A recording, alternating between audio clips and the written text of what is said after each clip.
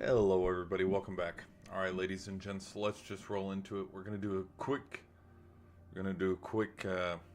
stream tonight. We'll make this one quick, just considering it's past 11, and there's not really too much to talk about today because there's not too much to react with the games tonight, considering the kind of games that they were tonight for both Game One of the Western Conference Final in the NBA and Game One of the Eastern Conference Final in the NHL. We saw some blowouts. Simply put, we just saw some blowouts. And so I'm going to give my reaction to how those games ended. Because I only watched to a certain, like when it was 3-1 for the Panthers, like I stopped watching, like I knew the game was over. Then I had to go do other stuff. And I didn't get to watch the second half of the Thunder T-Wolves game. When I did leave, Timberwolves were up by 2. So something must have happened in the second half and the third quarter, which if I probably look up the box score here, let's see what the point differential. Yep, look at that. 32-18 in the third quarter. So it looked like another candid, explosive third quarter, and then an explosive fourth quarter too, to put more on them. 38 points in the fourth quarter, 32 points in the third quarter. So yeah, of course, like that's the right trajectory to have in these kind of games. I mean, he went 20, then 24, then 32, then 38. Abysmal third quarter for the T-Wolves. I'd say that third quarter, I haven't watched all the highlights. I'll probably watch the highlights again tomorrow, and we'll give a more clear-cut response and reaction tomorrow. But I'd put this loss probably on the third quarter. Let's look at some box scores, too. Julius Randle, 28 points. Okay. Anthony Edwards, 18 points. Mike Conley, 7 points.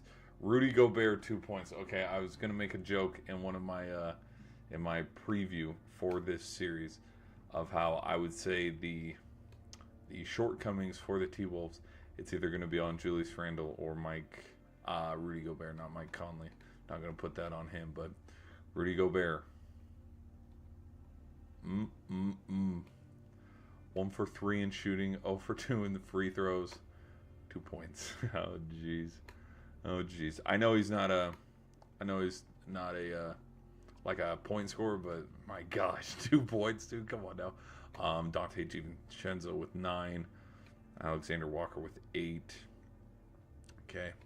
Now let's see what's going on with the Thunder. Chet with 15. Jalen with an EN 19. Shea with 31. Hartenstein with 12. Dort with 5. Alex Caruso with 9. Jeez, these guys are just they're too good. They're just too damn good. They're way too good. So that looks like that's going to be the reaction on that game. Is Thunder start out strong, get a 1-0 series lead on the Minnesota Timberwolves. I'd be nervous. I'd be nervous if I was Minnesota. And I know this is a huge overreaction because it's just one game, but Thunder are a solid team. They're a solid team. Like, just they're heavy favorites to win the NBA Finals. Just with who they are from top to bottom. Like, okay, Shea Gilgeous, he's gonna have a wonderful series. Same with Anthony Edwards, but it's like, who's gonna be that missing link? Who's gonna be the weak one for the T-Wolves or for the Thunder? Like, you know, there's way too many guys. There's way too many guys on this Thunder team. Hopefully this isn't a sweep. I don't want to see. I mean, well, and the other thing too. I mean, I was kind of alluding to it a little bit. I touched base on it just a tiny bit. Is the T-Wolves eliminating the Warriors? You know, losing game 1, but then Curry got injured, and then putting 4 straight on him. I think it didn't do the T-Wolves any good because look at how they played against a full healthy Thunder squad. It didn't do them much good. So you can kind of look at it from that context where are these Timberwolves tried and tested? I think, they got through the Lakers fair and square. Yeah, they beat up on LeBron, they beat up on Luka, but they beat up on an injured Warriors squad. And if we look at last year's playoffs, even though they've kind of made up for it this year, talking about the Pacers, of course, the Pacers beat up on a whole bunch of injured teams, and then when they showed up to the Eastern Conference Finals, they got smacked around by Boston because they weren't that team and they weren't ready. I definitely think they're a lot different this time around, but when it's 88 to 114, it kind of shows you who was a little bit more prepared for this game. So that's my reaction on that, and then we'll switch over real quick. Let's talk about the NHL game. This one was not close. 5-2. I saw that stat where right now in the last 3 road games, the Panthers have outscored their opponents 17-4. So they are huge road dogs right now, and I think that's gonna be huge. And they stole one right now. Carolina does not have home ice anymore in this series unless they go to Sunrise, Florida, and Carolina can steal one in Florida, which I do think they do. I'm not going to overreact and be wow, like, oh my gosh, what's going on here, because I'm still going to sit with this thing's going to leave Florida after Game 4 tied at 2 apiece. Like, I still think Carolina can bounce back, win Game 2. Could it possibly zigzag the whole way? Maybe not. If they do zigzag all the way to Game 7, that'd be fun. But I do still have a feeling Panthers take Game 1. Hurricanes probably take Game 2 and 3, but then we leave Florida tied at 2 apiece, and then it becomes a best of 7. But today, this game was over after, halfway through the second period. I mean, let's look at the box score. Let's go here to the game cast. So Sebastian Aho, made it 2-1. But then after Greer had his goal and it was 3-1. Oh gosh. Then it turned into 4-1, 5-1. I missed the whole third period. So Sam Bennett got in, Luosterainen got in, so 5-1. And then Jackson Blake made it 5-2. So game was pretty much over 6 minutes. 6 minutes into the third. So I don't think panic is on the mind of Carolina right now. I think this is definitely one of those games that is a good steal when you look at this series, because Anderson, and I've given a lot of credit to all of the goalkeepers in this playoff, whether it's Anderson, Bobrovsky, Ottinger, or Skinner. All of these goalies are playing really good. And what this game, it being 5-2, it says, my overreaction would be, this is a lot more than just a win. It's breaking Anderson, it's taking him away from his mojo. Like, Sergei Bobrovsky giving up 2 goals tonight, it's like, oh, okay, whatever. I don't think Bobrovsky has given up, especially with the past 3 road games. I don't think he's given up more than 2 goals a game for the past Game 7, Game 1, Game 7, Game 6, Game 5. So it's been a handful of games. He hasn't had 3 put on him. So he's playing his best hockey.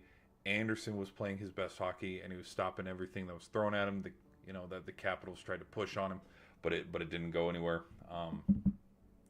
Because now we got a whole new series, and look at what's going on.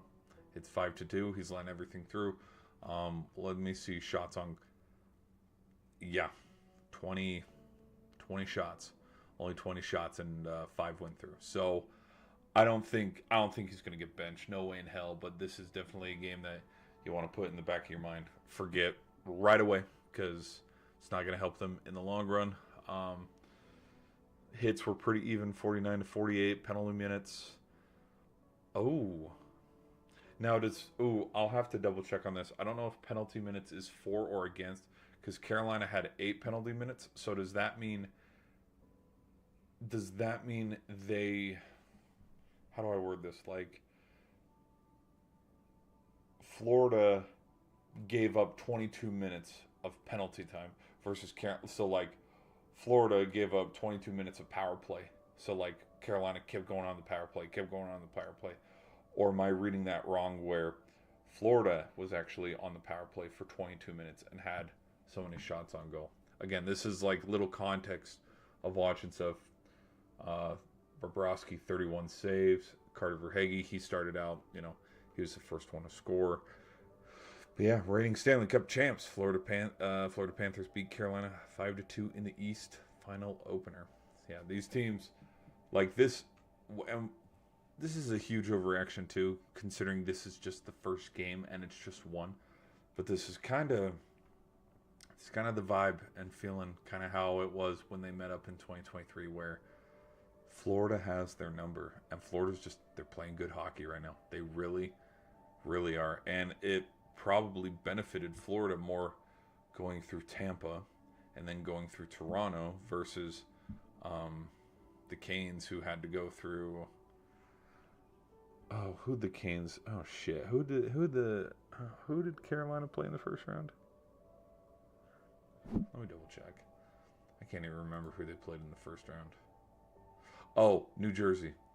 So they played the Jersey Devils, and then they played the Washington Capitals. So it's like I will give them credit on getting through the Capitals, but they, considering who they played up until this point, heavy favoritism goes towards Florida. Just because we troll and we'll clown on the Leafs for being a crappy team, and another playoff exit, another this, another that, but they still were a pretty good team.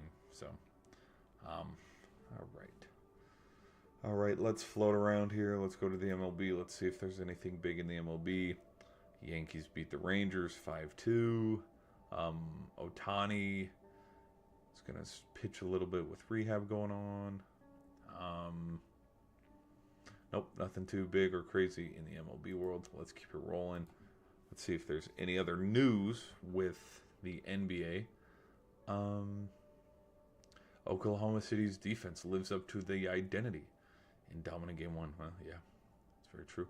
Edwards, optimistic Wolves will, quote, figure it out. Well, you better figure it out pretty damn quick, or this thing's going to be 2-0 going back to Minnesota.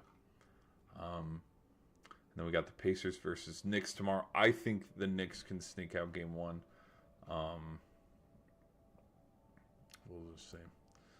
We'll see. Well, I think that series, a lot of it is going to depend on who.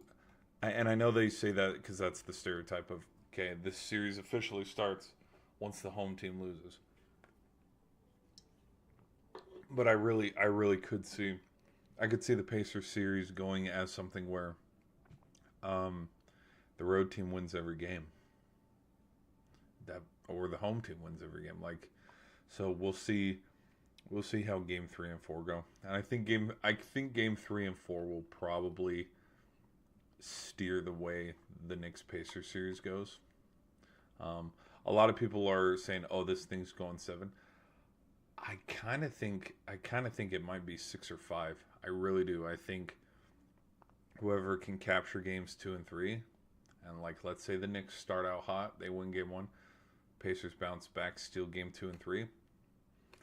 Hay might be in the barn, and they might gentleman sweep from there because they'll win 2 games at home and then go steal 1 in New York. I don't know. These games still need to be played, though. I'll probably give a reaction to, because I got to give a preview, prediction, all that, to the Eastern Conference Final and the Western Conference Final, both in the NBA and the NHL. So stay tuned to that, because it's coming out. It's coming out. I promise I'll sound a little bit more authentic, a little bit more professional in my predictions for how I think that series could go out and how it will eventually turn out. So let's see. Let's roll now let's do college football. Do we got any college football? Belichick on coaching at UNC. I learned something every day. Yeah, we talked about that a little bit.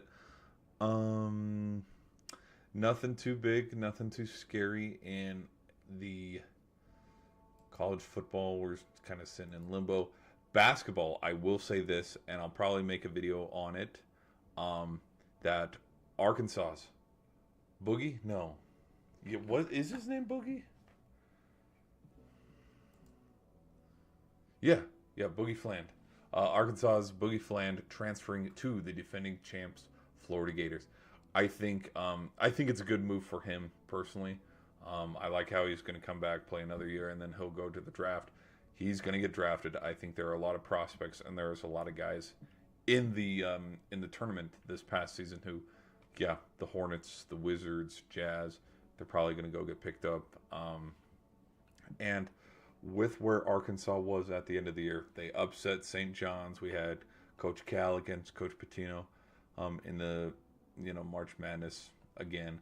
But I think Arkansas had a 7 or 8 man rotation, and he was one of the guys in that 7-8 man rotation, and he was playing impactful basketball. It might have not shown up on the stat sheet all the time, but like he did make an impact in a lot of games that they won. So good on him. I think Florida's definitely going to bounce back, and I think Florida can make another deep run. Sitting right now, I would say SEC basketball is in some good hands. I mean, you got Bama, you got Auburn, you got Florida. I don't want to say the SEC is what the ACC and the Big East have been for the past decade. And like, oh, SEC ball's here. No, not exactly. Not just yet, but we'll see. I mean, Tennessee has had some good years. So I would say maybe Big Ten, I would say Big Ten and the SEC are kind of even level for me right now, at least personally. But again, we'll just see. This season's got to play out. The SEC had some dogs this year, and there were a lot of good teams. We saw it all season with Denai Broom. So yeah. Okay, let's move now. Latest bracketology, UConn emerges as number 1 seed for the 2025-2026 season. A little bit of way too soon. You know how they do the way too soon stuff for predictions? That's probably what that is. Which I am waiting, and I am eagerly anticipating for when college football finally, guts up a little bit and they post their, what's the word I'm looking for? Not predictions, rankings. There's parts of me that wants to give, and I will give a top 25 prediction, but they're gatekeeping these spring highlights, but it's because it's not in the traditional sense of how a spring game is. Like if it's Oklahoma, red versus white, it's just a lot of one-on-ones, pass pro. Like it's not the traditional sense of a spring game. But I think the reason and the explanation actually does make a lot of sense, and I'm actually in favor for it, even though it kind of hurts me from like a point of view of like, yeah, no, I can't catch a flight and go catch Notre Dame spring game, even though we could see Notre Dame spring game on the TV, but like, yeah, I can't catch a flight, go catch Texas Tech, Virginia Tech, Florida, FSU, any of these spring games. They're not showing them as much as they used to, and the reason why is to prevent people from poaching in the portal. And I think that's actually, I think commends like applaud and good, like instead of like condemning, condemn. Okay, we're learning new language here, but I think, oh gosh, which coach? There was a coach who came out and said we're not going to do. It was Matt Rule. It was Matt Rule for Nebraska, I think. Who said? I think he was the first one who said we're not going to do it this year, and everybody's like, "Well, what the hell? Why not?" And the reason why is because people will watch coaches and coordinators. They'll watch these springtime games and they'll circle, "Hey, number 15 did really good. Hey, number 18 did really good." And it's like, well, what's number 18's name? And they'll find out, oh, this is third string guy on a depth chart. Second string guy on the depth chart. And they'll go poach, and they'll realize, hey, we know you're not getting all the reps for Arkansas. How about you come over here a little bit? We'll give you more of a chance. And I think they'll look more into that. And I think once college football has a commissioner, all of that stuff will be fixed. And I think the integrity of college football will fix itself eventually, because I think right now we're in the wild, wild west of it, where you just throw money at players and stuff happens. Like I think programs like Alabama, Oregon, Ohio State, USC, I could throw UCLA up there too, Oklahoma, Clemson. Like, let's be real here. These teams should be winning the national championship every single year.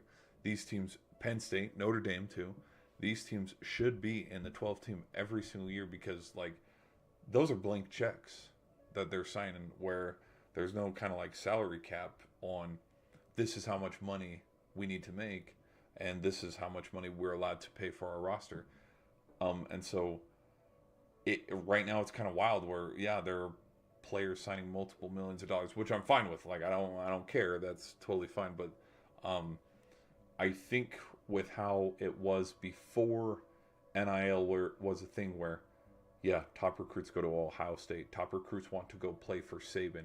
Top recruits want to go play for Dabo Swinney, Kirby Smart.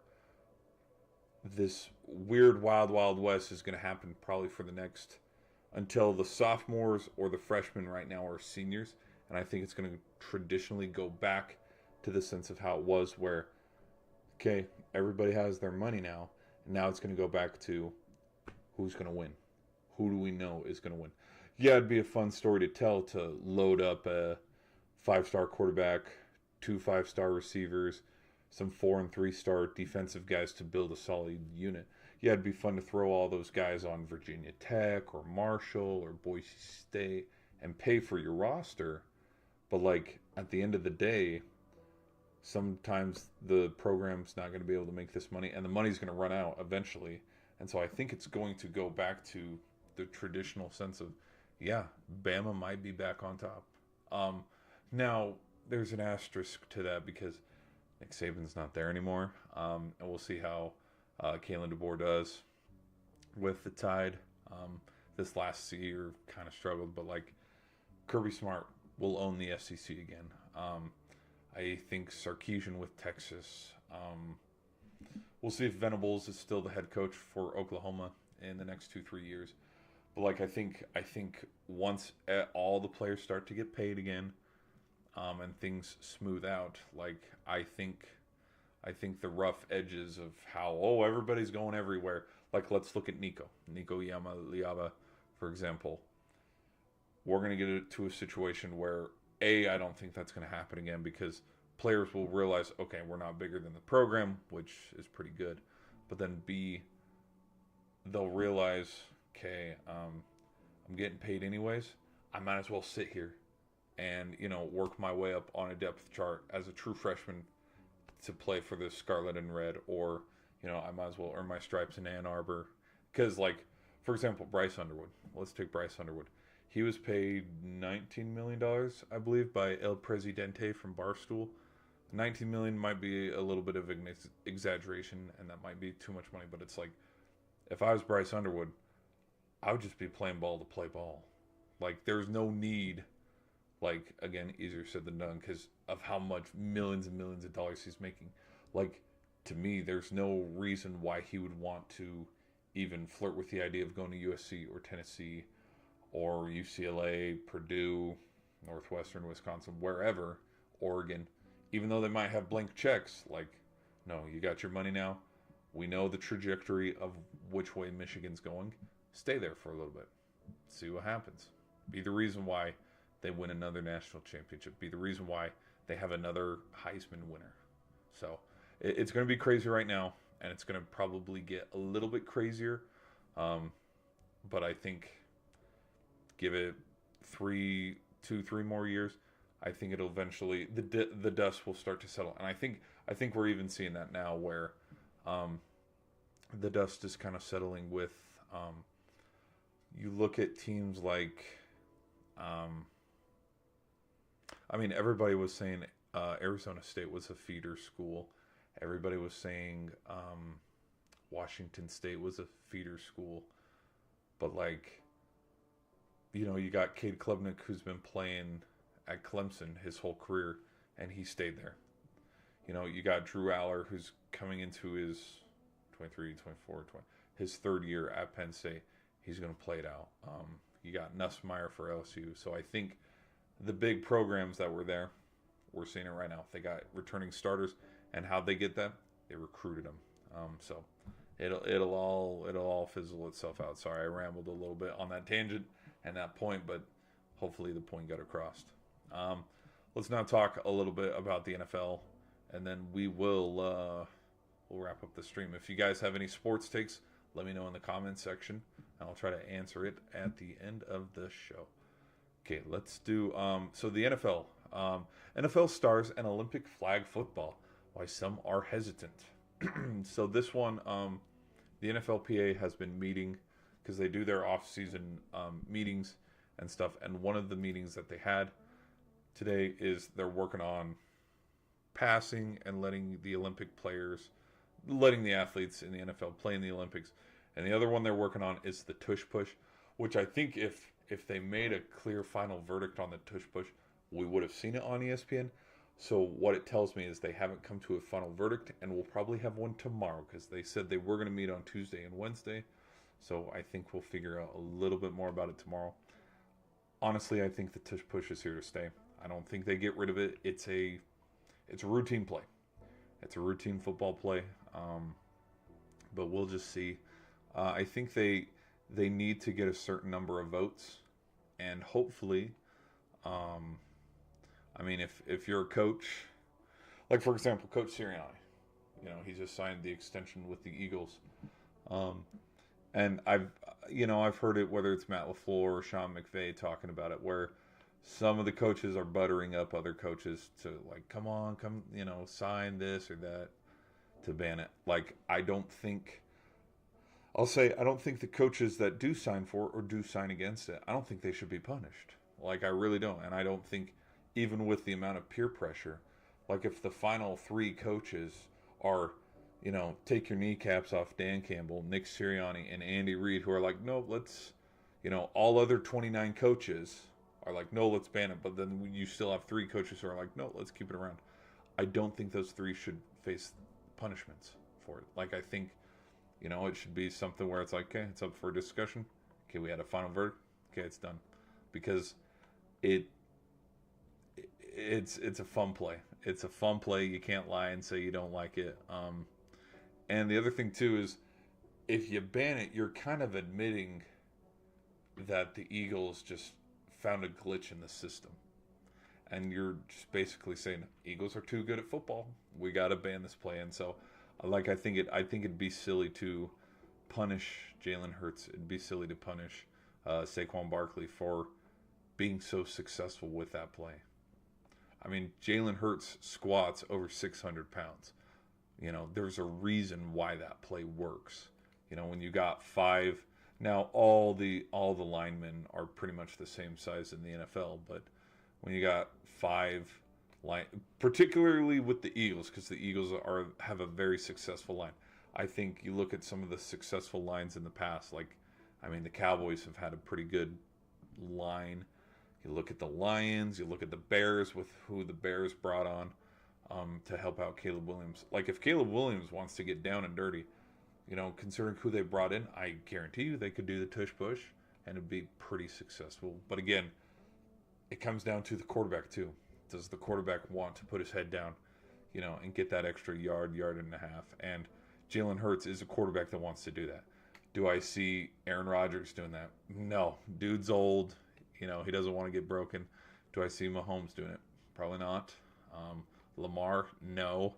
Because what Lamar would do is, you would know the tush push is coming, but because of how freaking fast he is, he'd take the snap, but then tail it around the tackle and get in on the outside. Who else? I think Baker would. I think Baker's a little bit bigger than Jalen, or they're the same size. I don't know why I have a feeling like Baker would get eaten alive if the Bucks line tried it. But you can't throw. If you have a shitty old line, you're not going to run that play. It's half of it is you have a good line, and then the other half is you have a damn good quarterback. So, yeah. So it sounds like they tabled it. We'll see final verdict on tomorrow. But again, it's a routine play. It's a routine play, and I hopefully they don't ban it. Other headlines, stuff that was announced, because this was breaking news. I saw on my lunch break that the NFL is allowing the players to play in the Olympics. Vikings, Justin Jefferson dreams of winning Olympic gold. Eagles downplay the tush push. Import as votes loom. And then there's something on GT, and then there's a thing on Burrow, which we'll talk about it. I will admit, I jumped onto the hype train of the idea of NFL players playing in the Olympics, and I was like, no, it's not smart. Injury. And then I kind of took a seat and I thought about it a little bit more and like gave it some time. They're not forced to play. Like I was kind of looking at it from, it's like, no, Justin Jefferson, you will play in the Olympics, but it's like these players have the choice if they want to go or not. Like you look at Kawhi, you look at Kevin Durant, who were some other players for Team USA, Simone Biles back in the 2021 Olympics. Like some of these players can just choose not to go. Um, Now, will they probably get clowned and roasted by their teammates? Probably. But, I mean, if I was Justin Jefferson and I just got a huge contract extension I mean, because this is 3 summers from now. Who's to say Justin Jefferson still wants to be with the Vikings? Because what if in the summer of 2028, um, gosh, A.J. Brown wants out of town. And so they're like, okay, we'll have you go here. We'll bring Justin Jefferson in for Jalen Hurts, or what's another team that could be on the up and up? The Rams. No, I think Stafford will be gone by then. Denver. Justin Jefferson playing, in the Mile High with Bo Nix. So like there's kind of that too, where like, yeah, if the Broncos just paid you a 5-year deal over $100 million, maybe you're having second thoughts on going and playing in the Olympics. But I think it does sound like a good idea for the NFL players to play in it. But again, they got to make that choice. I did also throw out the idea of, you go have high school athletes go compete, because we know we have them.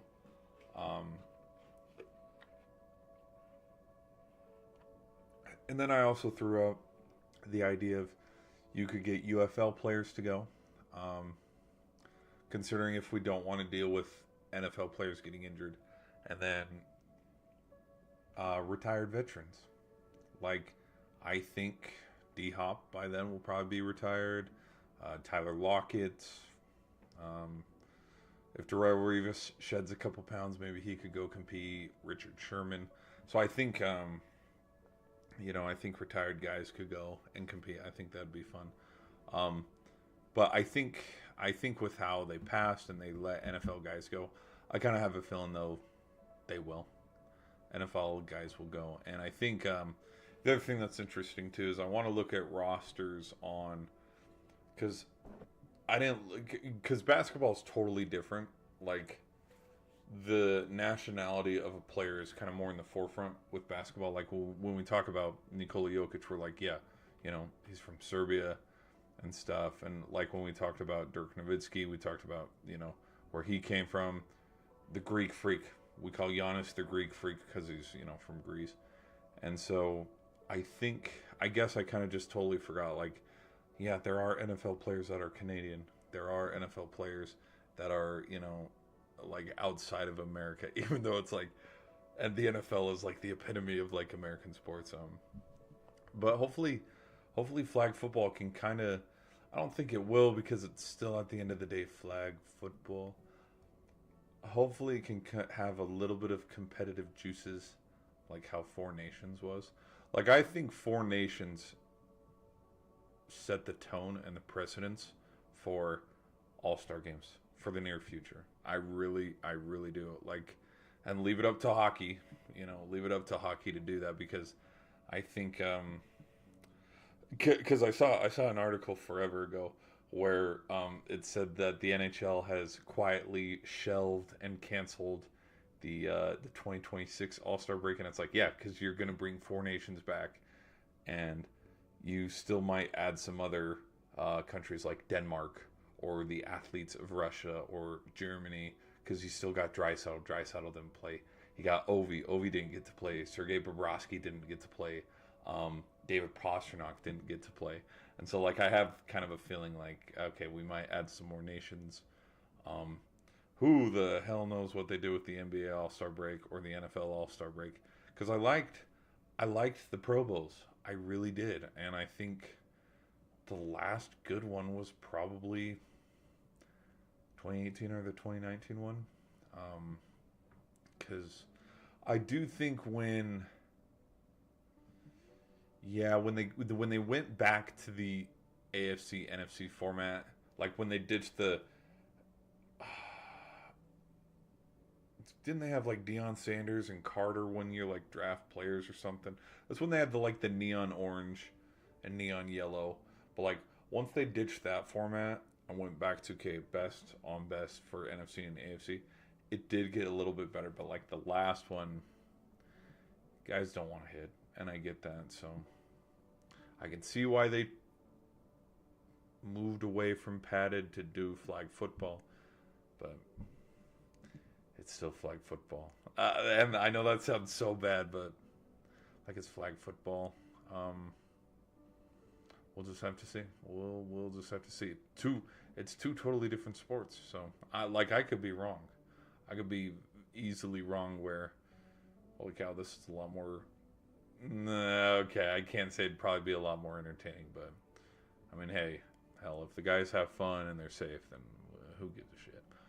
All right.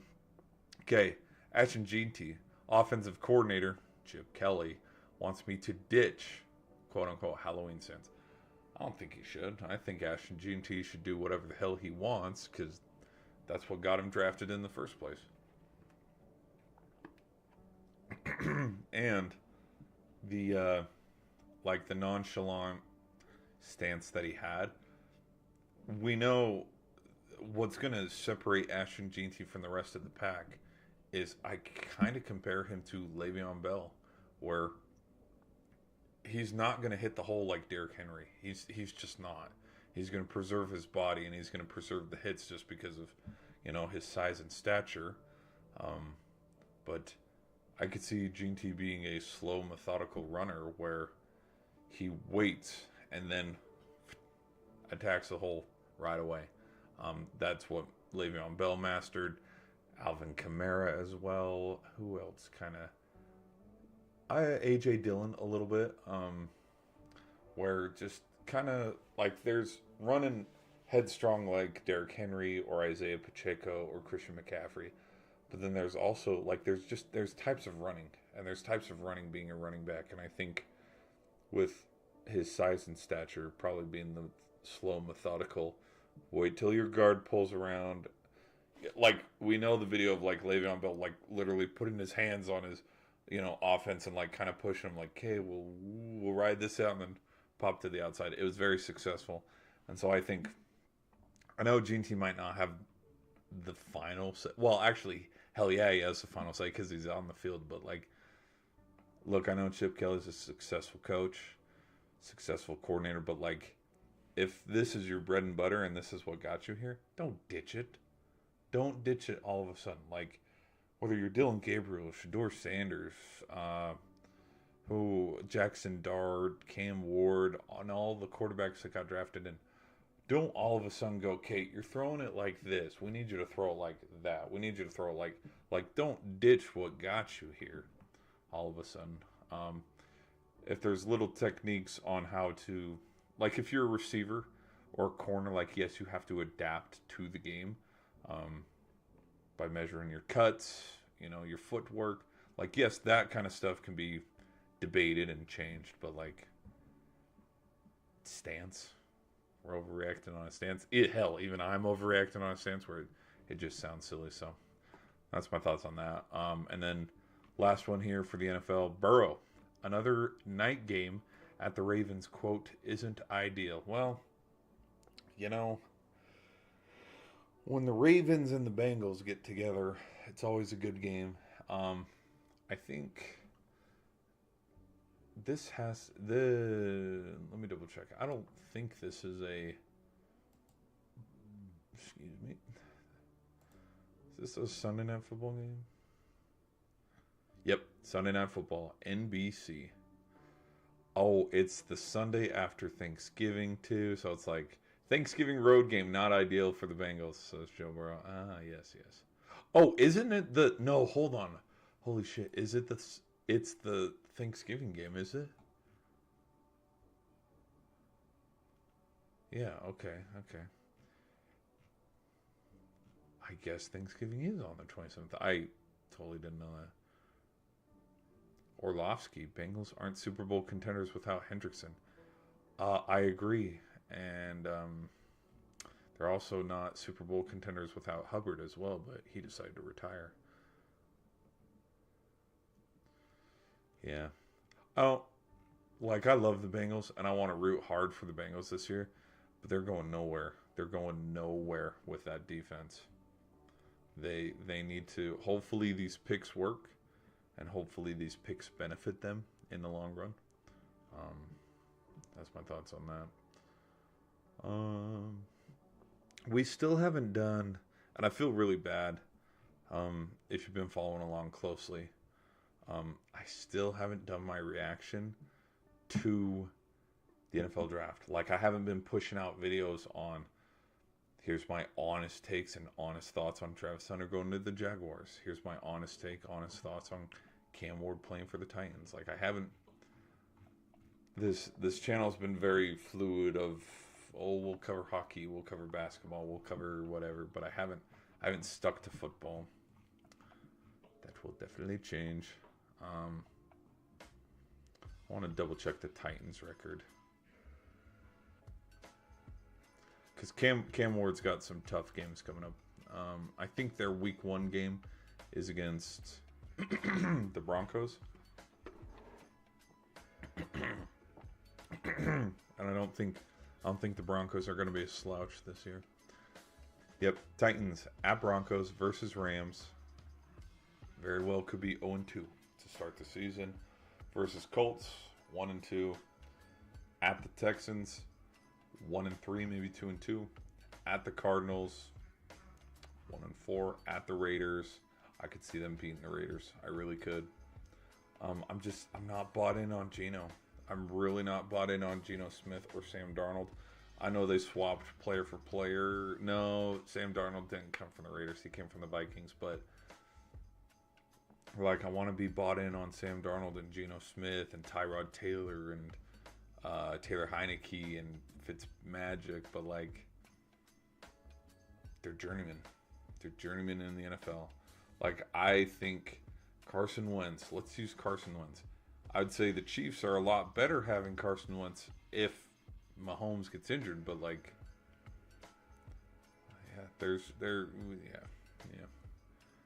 Patriots loss at Colts. I think they could split with the Colts 1-1. I think they lose both of them to the Texans, and with the Jags, I think they could split 1-1. But if not, lose both too. But at the 49ers loss versus the Chiefs loss versus the Saints, potentially a W. This one's after Christmas. Versus the Seahawks, I could see that being a win.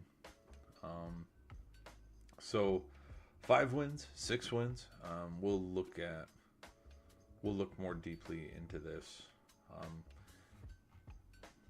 schedule later. Because I would love to do a stream on this. I want to do a stream where I don't know if I should do a stream where we predict all the games, all the teams, or just cut it up and stuff. I don't know.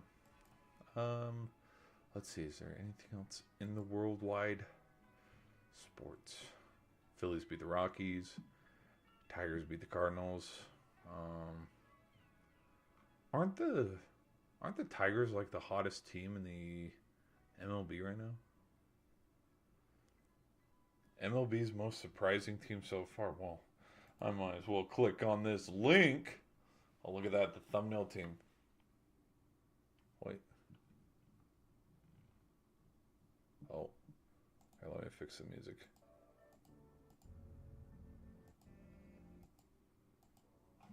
Okay. Fix the music up a little bit. Sorry, it's come to that point. I accidentally deleted the music file that I have on the backtrack, so we'll definitely have to fix that later. Detroit Tigers sitting at 31-17. Who else is hot right now? Cardinals 27-21. Giants 28-20.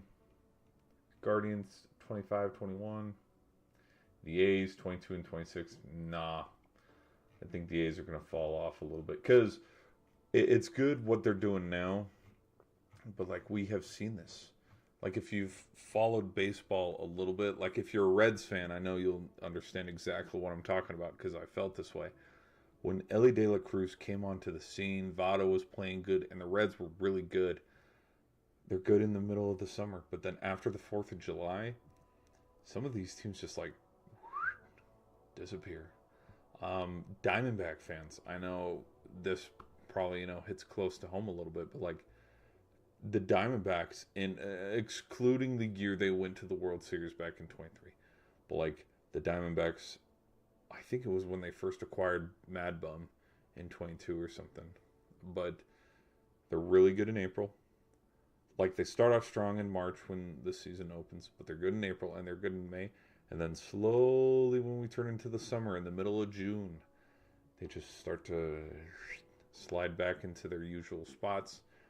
In the West, I believe they're in the West Division, because that we know that division's going to go to the Dodgers, and if not to the Dodgers, shit, Padres.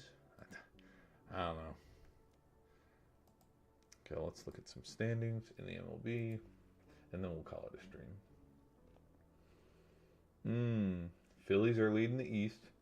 Cubbies are leading the Central. West is going to the Dodgers. They're sitting at 30-19. The West for the AL is going to the Mariners. Central to the Tigers and the Yanks. See, look at that. Boston was at the bottom, but now Boston has jumped up, going 5-5 in their last 10. They've jumped up to the number 2 spot in the East. Yep. Sorry, I was yawning. Woo! It was no fun. This is no fun. Okay, let's see. I want to check one more thing. League overall. I want to see who has the best win streak right now. The Phillies and the Angels both tied at 5. Who has the worst? The O's have lost 8 in a row. The Athletics have lost 7 in a row. The team that has the best 10-game span, Phillies with 8-2. That makes sense. Angels are 7-3. Yanks are 7-3. Cubs are 7-3. Twins are 9-1. That's right. They did have their win streak that did end the other day. Who'd they lose to? Oh, the Brewers. They lost to the Brewers 5-2. Okay. All right, we're going to end it there. Okay, people on the shorts end, we're going to do a hard out, but I hope you guys enjoyed. If you liked what you watched, be sure to hit that like button so you know where to come back to. But yeah, it's sports, baby. We'll catch you in the next one.